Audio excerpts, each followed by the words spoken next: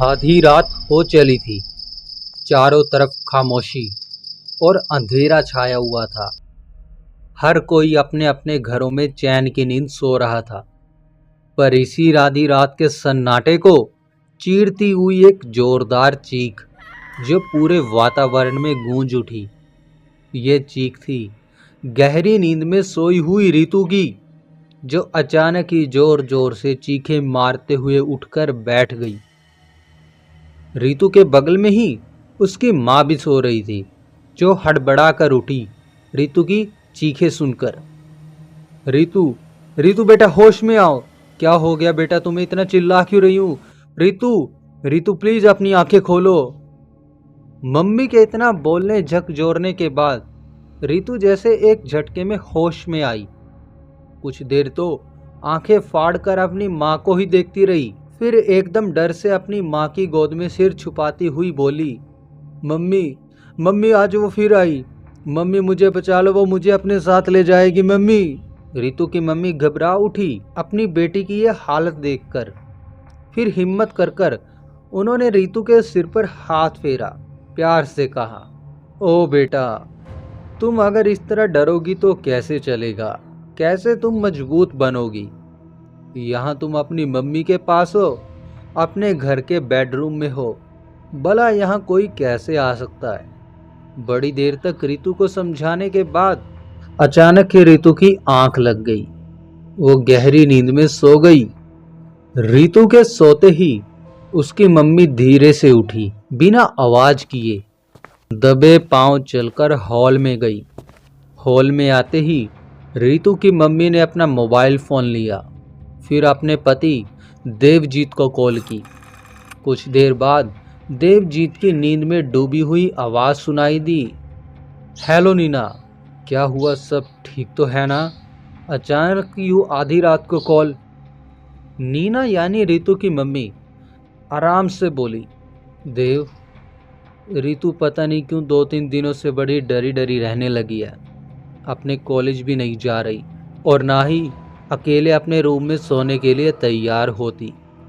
हरदम बस किसी अनजाने भय के कारण कांपती रहती है। न जाने क्या डर है उसे। देवजीत पिछले 10 दिनों से अपने ऑफिस टूर से बेंगलोर गए हुए थे।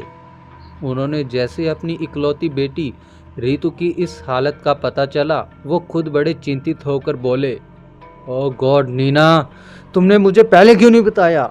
ये सब रितु, तुमने रितु से पूछा नहीं आखिर वो किस कारण सहमी हुई है? आखिर किस चीज के कारण मेरी बेटी डरी हुई है? नीना ने कहा, अब मुझे एकदम पक्के तौर पर तो कुछ नहीं पता। रितु भी साफ साफ कुछ नहीं बताती, बस अजीब सी घबराई हुई डरी हुई घूमती रहती है। और आज तो सोते हुए नींद में जोर जोर से चीखते हुए चिल्लाने लगी। मैंने उसे बड़ी मुश्किल से समझा बुझाकर सुलाया। देवजीत खामोशी से सोचने लगे। रितु तो एक बहादुर लड़की थी, हमेशा हर बात में आगे रहती थी। स्कूल और कॉलेज के टीचर्स भी हमेशा रितु की तारीफ करते थे। रितु की तो फ्रेंड्स भी बहुत कम थी, गिनी चुनी 4 ही सहेलियां थी, निशा, मोहिता, रेशमी, काजल। इनके साथ ही रितु घूमती फिरती थी। आज तक कभी रितु को देवजीत ने इतना घबराते हुए नहीं देखा।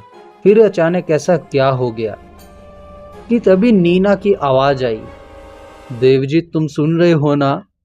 देवजीत ने गंभीरता से कहा, नीना, क्या मेरे बेंगलोर जाने के बाद रितु के साथ कोई हादसा हुआ था? मेरा मतलब है कि कॉलेज या रास्ते में कोई रितु को परेशान तो नहीं कर रहा? नीना फौरन बोली, नहीं नहीं, रितु तो वैसे भी अकेली जाती ही नहीं है। वो तो काजल की गाड़ी में हमेशा मोहिता, निशा के साथ कॉलेज जाती है। अगर ऐसा कुछ होता तो उसकी सहेलियां मुझे जरूर बताती। रितु तो 2-3 दिनों से कॉलेज भी नहीं गई। पूछने पर कहती है अभी उसकी तबीयत ठीक नहीं है। पूरे दिन बस वो अपने रूम में बंद रहती है, न कहीं आती है न जाती है। उसने अपने सहेलियों को भी शायद घर आने से मना कर रखा है, इसलिए वो आजकल आ नहीं रही हैं। देवजीत ने बड़ी गंभीरता से अपनी बीवी को कहा, ओ गॉड नीना, तुम खुद ही उसकी सहेलियों से फोन करके पूछ लो ना, कहीं कोई ऐसी बात तो नहीं जिसकी वजह से रितु इस कदर डरी सहमी रहने लगी है। नीना अब कुछ हिचकिचाते हुए बोली, देव, मैंने तुमसे एक बात छुपाई। तुम तुम नाराज तो नहीं होगे ना प्लीज? देवजीत ने हैरानी से पूछा। बात छुपाई? कौन सी बात छुपाई नीना? जल्दी बताओ नीना, तुमने मुझसे कौन सी बात छुपाई नीना? मुझे फिक्र होने लगी है। नीना अटक अटक कर किसी तरह बताने लगी। वो तुम वो तुम्हारे बेंगलोर जाने के दूसरे ही दिन रितु और उसकी सहेलियां कॉलेज से लौटी तो उन्होंने बताया कि उनके कॉलेज की एक ट्रिप तिमारपुर के जंगलों में जाने वाली है। तिमारपुर? तिमारपुर? क्या कहा तुमने? तिमारपुर? ओह गॉड, कहीं तुमने रितु को ट्रिप पे जाने की परमिशन तो नहीं दे दी नीना? मैंने तुमसे पहले ही कहा था कि रितु को कभी भी किसी जंगल, पहाड़ में पिकनिक, इन सब चीजों से दूर रखना। देवजीत ने लगभग चीखते हुए कहा। नीना दबे हुए स्वर में बोली, सॉरी देव, मैं रितु को भेजना नहीं चाहती थी। उसकी सहेलियों ने जिद की कि 4 दिनों की ट्रिप है। रितु ने भी जोर दिया कि ये तो एजुकेशनल विजिट है, जहाँ पर स्टूडेंट्स जंगल और उगने वाली पेड़ पौधे वनस्पतियों की स्टडी करने के लिए जाना है, इसलिए मैंने मजबूर होकर रितु को भेज दिया। देवजीत अब गुस्से से बोला, और तुमने इस बारे में एक शब्द मुझे बताना भी जरूरी नहीं समझा नीना? रितु कॉलेज की ट्रिप चली गई और वापस आ गई, तुमने मुझे भनक भी नहीं लगने दी इस बात की। फिर कुछ रुक कर देवजीत बोला, ओह गॉड, इसलिए जब मैं रोज रात को कॉल करता था और रितु से बात करने की जिद करता था तो तुम बहाना बना देती थी कि रितु इस वक्त अपनी सहेलियों के साथ ग्रुप स्टडी कर रही है। नीना ने थोड़ा घबराते हुए कहा, तो मैं करती भी क्या? इधर बेटी की जिद, उधर आपकी जिद, इसलिए मैंने ये बात आपको नहीं बताई। मुझे लगा आपके बेंगलोर से वापस आने तक रितु लौट आएगी, पर मुझे क्या मालूम था कि रितु तिमारपुर से लौटते ही रितु का ये हाल हो जाएगा। देवजीत ने सोचते हुए गंभीर स्वर में कहा, कल मैं सुबह की फ्लाइट से वापस आ रहा हूं। अब जो देखेंगे घर आने के बाद देखेंगे कि हमारी बेटी को हुआ क्या है। Okay, take care. और देवजीत ने कॉल काट दी। नीना कुछ देर तक तो मोबाइल को हाथ में लिए बैठी रही, फिर धीरे धीरे उठकर अंदर बेडरूम में आकर लेट गई। उसने बगल में सोई हुई रितु पर एक नजर डाली, जो गहरी नींद में डूबी हुई थी, पर उसके चेहरे पर सुकून बिल्कुल नहीं था। नीना की आंखों से आंसू झलक पड़े। इधर देवजीत ने अपना मोबाइल टेबल पर रखा और कमरे में ही चहलकदमी करते हुए सोच में खो गए। तिमारपुर का नाम बार बार उनके कानों में गूंज रहा था। बरसों पहले जिस तिमारपुर को वो बुरा सपना समझकर भूल चुके थे, आज वही सपना सच होता दिख रहा था। देवजीत ने ठंडी सांस ली। 25 साल से ज्यादा गुजर गए इस बात को, पर आज जैसे नीना ने तिमारपुर का नाम लिया, मानो बरसों पुरानी कोई याद ताजा हो गई या जिंदा हो गई। देवजीत तब साइंस कॉलेज में फाइनल ईयर के स्टूडेंट थे। फेयरवेल के दौरान ही उन 5 दोस्तों में कहीं ट्रिप पर जाने की प्लानिंग फिक्स हो गई। कई अलग अलग जगहों का विचार करने के बाद ग्रुप लीडर शशांक ने तिमारपुर जाने की बात रखी। तब गूगल वगैरह का तो जमाना नहीं था, पर शशांक का कहना था कि उसकी ननिहाल तिमारपुर के पास वाले कस्बे में है और उसने बचपन से ही बड़े बूढ़ों के मुंह से सुना था कि तिमारपुर एक बेहद तिलस्मी जगह है।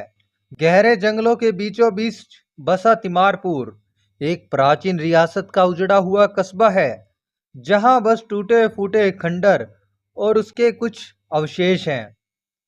शशांक ने जैसे ये बात कही कि तिमारपुर में अब भी रात में पुरानी टूटी फूटी हवेलियों और खंडरों में आज भी आत्माएं भटकती हैं, फिर सारे दोस्त मानो उछल पड़े खुशी के मारे, क्योंकि अब यह उम्र ही ऐसी थी कि जब भी कोई रोमांचक या रहस्यमय जगह आती तो उस पर जाने का मन बिल्कुल करता, मानो वो जगह कोई चुंबक की तरह उन्हें खींचने लगती। बस यही हुआ। शशांक की बात सुनते ही सारे दोस्त तिमारपुर जाने के लिए मचल उठे। अगले हफ्ते शनिवार के दिन तिमारपुर के लिए निकलना तय किया गया। वहां पहुंचने के लिए कोई सीधा रूट नहीं था। 2 ट्रेनें, 2 बस, फिर 5 किलोमीटर की कच्ची सड़क को पार करना था, पैदल। तिमारपुर जाने का डिसाइड होते ही दोस्तों के ग्रुप में तरह तरह की चर्चाएं होने लगी। सब इधर उधर से तिमारपुर के बारे में जानकारी खोजने लगे, एक दूसरे को बताने लगे। विशाल ने जाने कहां से पता कर लिया कि तिमारपुर का नाम बेहद सुंदर युवती तिमरा के नाम पर रखा गया था। तिमरा एक बहुत ही सुंदर खूबसूरत युवती थी, जिसके पिता उस जमाने में एक रियासत के दीवान थे। बचपन से ही तिमरा अत्यंत रूपवती सुंदर थी। जैसे जैसे बड़ी होती गई, उसकी सुंदरता और निखरती चली गई। 17 वर्ष के होते होते तो तिमरा के लिए रिश्तों की लाइन लग गई। पर तिमरा के पिता दीवान साहब को अपनी तिमरा के लिए कोई भी लड़का पसंद नहीं आया। एक दिन तिमरा जब उसी रियासत के राजकुमार के जन्म दिवस के समारोह में शामिल होने के लिए दरबार में आई, तो चुनरी से चेहरा ढके होने पर भी उसकी सुंदरता की चमक ने सबको मोह लिया। उसी समय खुद राजकुमार ने तिमरा से विवाह करने की इच्छा जताई, जिसे राजा ने फौरन मान लिया। पर दरअसल राजा ने केवल जन्मदिन पर राजकुमार का मन रखने के लिए यूं ही झूठी मूठी हामी भर दी थी। राजकुमार ने शादी में अपनी पत्नी को तोहफा देने के लिए एक अलग से गांव बसाया, जिसका नाम तिमारपुर रखा गया। वहीं शादी के लिए शानदार मंडप भी सजाया गया। दीवान साहब तो खुशी से बोरा गए। आखिर उनकी तिमरा अब इस रियासत की रानी बनने वाली थी। जो पूर्णिमा की रात को विवाह होना तय हुआ। पूर्णिमा से एक हफ्ते पहले तिमरा और उसका परिवार तिमारपुर में आ गया और शादी की तैयारियों में लग गया। राजा ने राजकुमार को कह दिया कि पूर्णिमा से पहले अब वो तिमारपुर के आसपास भी ना जाए, नहीं तो अब शुगन होगा।